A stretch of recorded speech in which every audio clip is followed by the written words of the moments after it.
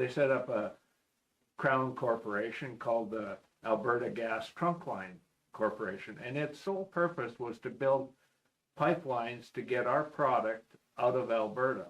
And they built pipelines to the west coast. They tried to build pipelines going east. They built pipelines going south. The point that I wanted to make was that these pipelines generated massive income to the province of Alberta. And this income came from shipping costs. So they could charge a reasonable rate to ship oil and gas out of the province. Now, since the Crown Corporation was owned by the Alberta government, they made sure that they had excessive capacity to ship out of the province.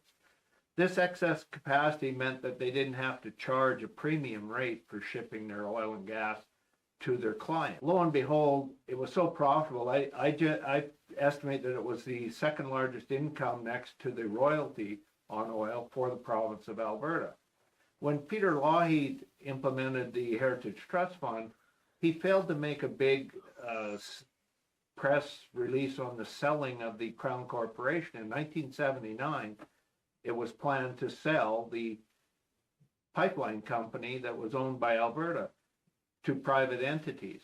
What this meant to Albertans was that we lost revenue to our coffers, and since then we haven't put as much money into the Heritage Trust Fund because that lost revenue meant we had to cover the expenses and revenues out of taxes or other areas, and that cost taxpayers right out of their pocketbook.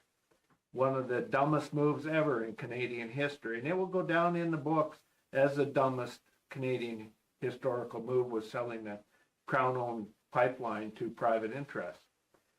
Since that time, we've been short pipelines and moving our product out of Alberta, and it's been a big controversy for many governments. One of the issues was that we are paying a premium now to pipeline companies to ship the product out of Alberta because private business is in it to make profit, and that profit comes at the expense of Albertans.